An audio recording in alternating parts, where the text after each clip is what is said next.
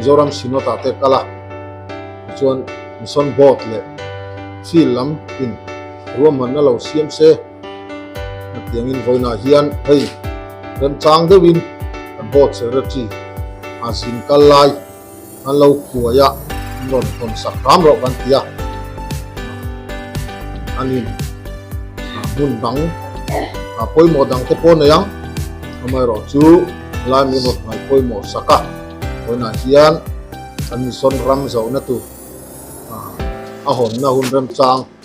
an lo nei ta hi an lom le a lom thu an soya ti mek lai in hei abula hian Tripura Field Secretary dan HLR sang ni lo tel rem chang thei lo boka an lom tak seta fil ni ko in lom thu kan soya hun lutak non man pui thei hi ro pui kan tia in hetiang ang hun hi mani fi lemo helaya thok tu te ina lo man rek oi pen thang lo ho no is angai na te po mai the mai ro chu ti mek lain ai ro pu zokin honia hian kan ho tu ten ron man puya a hon na hun an ron mang thei tur hi kan feel kan van nei tak zet ani honia hian kan soi du bot secretary ne na po lom thu kan soi thin lu takin hoi hun man tura hian kasin na tur ala tam ho maya an zuan phak lo ram te po zuan turin pathian in kong tha ni buat sai saka Chingthong area kan bo le tur ko kwan thapui abe fe ngai don chumi ta na chen pathian kong ngon sakhi alo mong tak zeta pathian ram azau selang ti be sein bon kan program ko hi pathian in siat pian kan jingani pathian in thu kan siat te kan zatan malmin som sabo se pathian ma kunin chong trai ina lai ka kan ko san kan sia from development area some extensions na mang pui kan ko ba kun man pui tu kan sinot mission board secretary dan ada sana Tripura Field Secretary dan HLR sana motorisa upate mobil program lama pastor missionary popuite sain kanal paiso office nin satu ani koi ka tumman da tur kan kuwa nga tu suan interfere tirna kan mandon dia koi na kan tumman da dia ya kuai tua get anin Grand Adel Papuya Field Secretary kukuan Grand Adel Moya teacher pastorate area Hondale Kusoi Grand Adel Niksana Sinod Mission Board Secretary Long Kusoi na hi Grand Albert Teron Senior Executive Secretary Biang Long Presbyterian Sinod nó chang lo mo fa no ko me mấy tuổi ngày là in area ta trong trai na in Grand HLR sana Tripura Field Secretary ya tuan Chingthong area short team kan nga tujukan pun tebal somna Turin Grand Arjun Hamso kat ma sam se tu ka helam sil zo kat ma sa pa ka ni chu helam no ti sa ko ni da buông để các cái công là thế cái còn được cần lúc cái cái gì đó đó chúng cái luôn ở trên bên Chingthong development area some extension to Armando si program cái kami ramen na tang te cái giao ka ko chuang la mo Grand Adel Papuya Field Secretary lo tapi lab katlang yang ni lo tapi area kangpu tapi lab kepan abang ke hari Grand Adel Niksana seorang Sinod Mission Board Secretary dan kemarin Hongkong dan tak seru alam Grand Albert Teron Senior Executive Secretary Abang Lopez Secretary Guardian Local Secretary Sinod Laben area TV Apan Arnam Kardong PG Apan Reverend H. Dalvin Sana Field Secretary Vibrason Field Laben Cuma Chingthong Development Area So Film Ben itong lakon po Laben Agency Benediction Ben Amei Pagkatati Apan Ben Arton Angso Executive Secretary in charge Mission APCS. Hello. Kasi noon introduction ako and on ko Naksuan interpret din ako ang doon na okay. Reverend H. Dalvin Sang Appeal Secretary Tripura. Ikado kami sinilo ko si Setamet nali paragraph ko Tuma Appeal Secretary Kay Reverend Ardel Kapuya.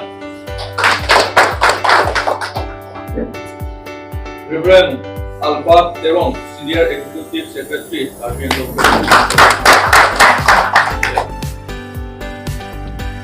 Reverend Ardon Mangso Executive Secretary in charge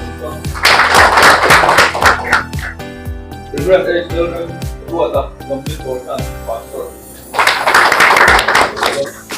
Mondolisa Tulasi Teron Mondolisa Ratis Mongkar Kul Awakan Head Mistress Hindi Dalam Ruati Assistant Head Kul Orang Dia Naksua Longdit Organ dan Mission School dan Headmaster ULS Wakan Suamnya may field office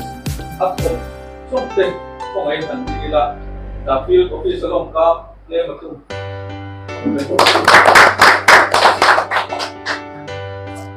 Long lemay. Yun na tuan area hon nale susoy. Mang turin kan board secretary dan Arlan Nisa. So, leh. Mr. Chairman, hey, kon main toite kan soyanga toite tilat toite ti kan tumange. Today I feel happy and I am comforted by the presence of our synod, senior ES and ES and some church elders and also our fellow workers here in this field. So mizo tongin ka chun so mga hey tunlayin India rama rongbol na harsat na kanto na hun athanem tiala Central India abikin Delhi fila te tin Lucknow mission fila te hani tin Assam ram chunga ngei po hian ani so tiang ani kara chuan hei kan school nei na hun sang Assam ram te poi zawa ta Mizoram ri shul mi te po harsat na top kan oma kan school minti top sak tuma man lang na te kan rong bol pui te kutan tha ka an bol tu kapan vuak na te then a field worker arammi tele a fila kan rong bol pui member te khang ho an mana zealand tan ti te po ni kuma kan sia then nun tun nai te po kan pastor le kan evangelist zealand tan tir te po kan sia kan rong bol na hi chep tiala amaro chu tiang kara chuan khatiang kha kan ni vek big lova khatiang khong ina wangin nim then khata zalen taka rong kan bol ti na te po hi ala oma pathian mal som na awangin ram te po kan la ve zela alom le maya fil kan nei sang a hian ten heng harsat na kara hian nimin piano ka apar Assam mission field thartur kan han hong thei chumia chuan field secretary te le thok tu dang te han bulan tran ngal dona chumi rual chuan tuna hian hei sinod kan ram ti mai la Mizoram sinod executive committee thurel number somruk paruk na SEC zathum le pariat na thurel number somruk paruka hian hani KRPC lamatanga rotna lo theng kan rela Chingthong development area mission extension program nei helama tanga rotani sumi rotna chu SEC in pinama min phal saka ramthar board in atu langin malo la ro se atia ramthar board executive committee zaruk som sari paruk na thurel number som panga chuan mission board headquarters how to 10 field helam karbiang long field how to 10 en inderonin remchanga lo hong ro se ti khani kan field secretary le hei midang kan field how to 10 chung te chu bo zuin tun apara sam mission field kan hon pa helaya he program mission extension program hong hal tura roman na in lo nei hi kan field secretary le helai mun thok tu te po lom thu kan sil sewa pathian in remchang win siam sakani tia kan kal bor lai po hian kan rong bol pui chen khatin phone in helai hian har san na kan tok rammi ten boina min siam sak sa kodang ten boina min siam sak anti te poi kan tong reng phawa chuti sing chuan mission field thar kan honga helaya mission extension na tur ahon na kan han nei le don te po hi pathian khongai na ni aizol ko than upa pakhat hian nikum top lam khan tia inderam mun tam taka har san na kan to ta ka chuan kan missionary te hi kan pull back to mai don em yang ko ho ila Mizoram chunga bule chakma jinga rongbol na te masi sangati a rongbol na te mamo atambok sia in thuron min ron pe mase ke chuan ar sat na mun apiang chuasan turin bible a hian engma ziak kan hmulapa chanchin tha kan thil thei tok chung chu kan tiang chu mole zel ta na huam po kan missionary ten tam lu tukang in kalau sila ani mo ti maya vena po hian kariru om lian tak chu mani lok na zong lova lalpa thupe ti lo ting tura kan missionary te ko san ho te thei top chua chan kan la la hi alom mama itara khana le ka thon pakhat na khan mani lok na zong lova gali suata na thei top chua rong bola ti trang te hi van tir ko ten bi an du thin ti kha soya van tir ko ten mu no man ti chiat an chak chiat nu man ti en nu man ti mu no man ti en chu missionary te rong bol na hi ni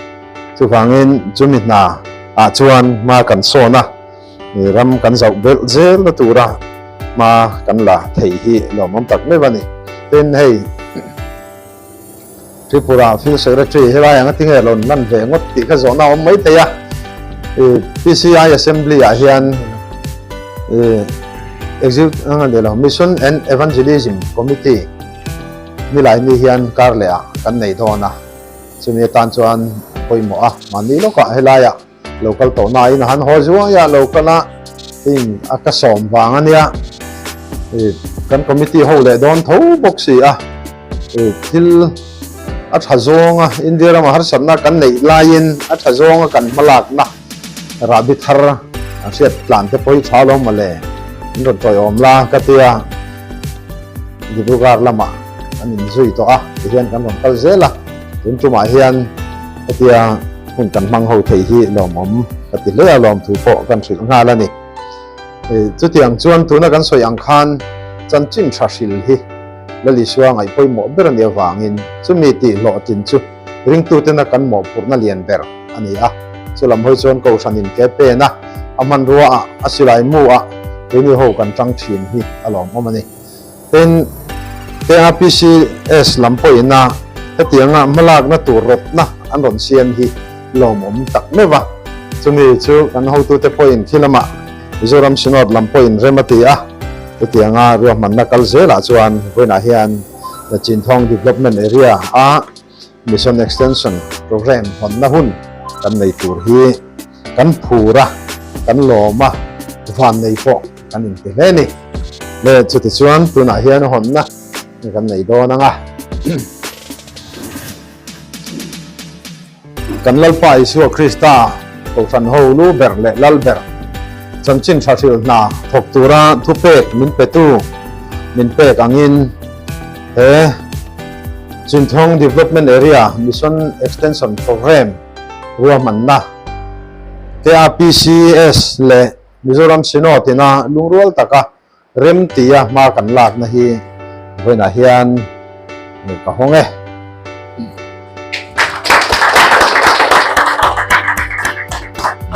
te chuang ule Epi Kethan Lam Kethan Japan Reverend Albert Teron Senior Yes Apo Mong tu sa hun mang turin kan senior yes kan so mga zo tong pot hiama karbi tong pot hiama adu diun don soi sela zo tong tem karbi tong tem sap tong tem tiang ha soi hiama lo so mang le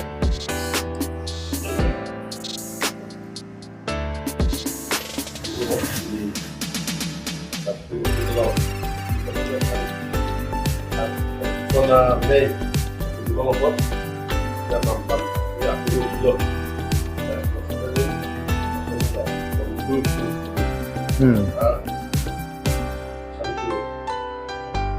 Miram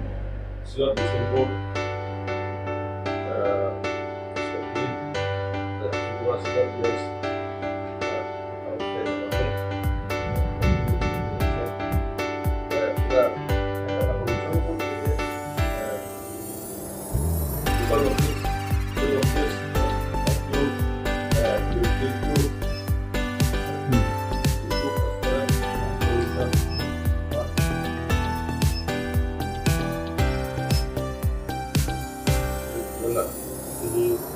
Chingthong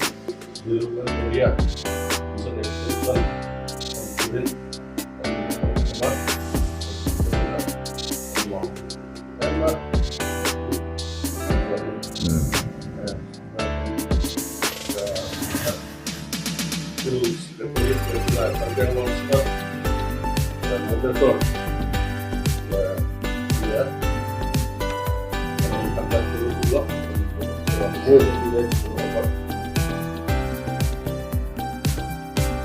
Mizoram siap na po untuk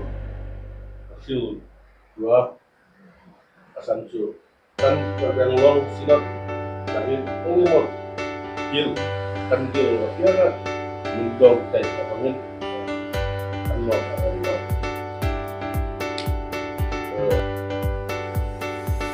Kira mission har Chingthong area to Rampil ya ini Banjarlong West Kampang Megalia border Tuan yes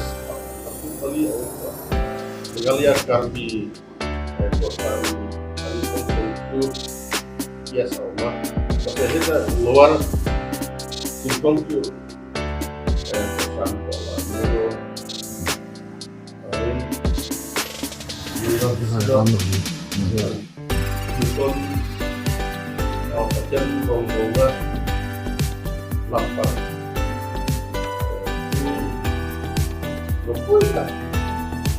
di dan dijarah dan misalkan kita kalau yang long rawat aku di milam siwan terakhir mission nah kebetulan namakan Presbyterian kosan of Hello in Ring. Lalu ke dalam silotan, aku bisa bermobil dan bisa kami bertanggung jawab untuk kebijakan monduli untuk kompleks dan dukung Presbyteri Magni Nona Waktu belum tidak keluar son anak-anak hujan dia kan yang berapa tapi saya bilang kan tanam ini bin bangunan anak-anak bahkan dia kan bangunan North India oh orang India orang dia kenapa dulu tiket or dia tak boleh loh kunci itu partnership itu tiket kunci enam orang penangkap platform karena itu bukan kunci itu kan India lain tak gede untuk tak dulu kalau kunci itu tuh boleh jual tiket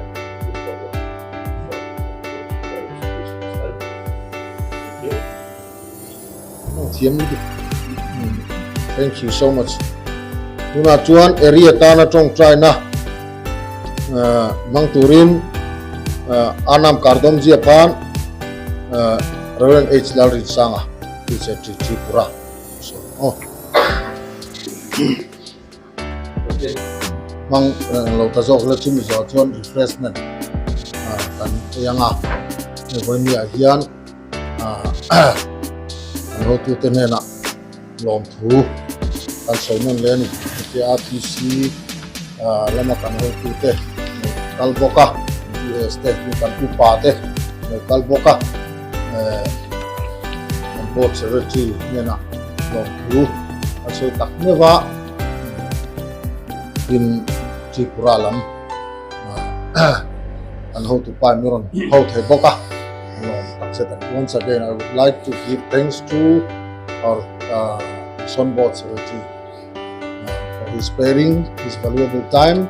in this inauguration program of the Chingthong Development Area, and also I would like to give thanks to Tripura Film Secretary with his presence. We hope that and we expect that God will give us a large place of this Chingthong area. We would be work in this Chingthong development area for this mission extension. Ini kumning thelo arnam alang nang kam kempo labang so Chingthong development area along si pine buta keme ben mondoli penang an nang chanpo si thelona ana maphan choro lampilo tuma bot secretary field secretary lapen sinot lapen mondoli sa sinot ps atum lapen mondoli sa an sekame ana ayur jume papedona mutum kado kabe phan kame choro lam pilo tuma program along ke short film dolo se tame la ke mo hir jume ke hang de tapi sa ke jun pen labang so short film lang po ikan short film hi Chingthong development area lama drone nen kan kala hang tok chong kan jula maro chu ti zawa harang re khop maya minin hi thumbel lek en tu ya thumbela chuan hei ku jo se hian ding sela khongai takin ani hi a film te la khoma huwa khoma zom khoma in ani a o te po khung tu ni lo bui pui vet tu ni zan rei tak thanin chuwang chuan Chingthong development area hian contribution konna hian contribution ro pui takana ya chudi kan ani tuna chong kan zang kan dinga nga malsom na in Reverend R Jones phangchuan Chin selangin non kado kabe arjapo benediction pen Reverend R Jones phangcho in charge mission hangona Lab para puro kilo ini itu Chingthong development area mission extension. So Google lo jadi orang involved dan kita mesti lo ada so kan itu jadi sudah dia program dulu super job Chingthong area lo nanti boy semua tu chat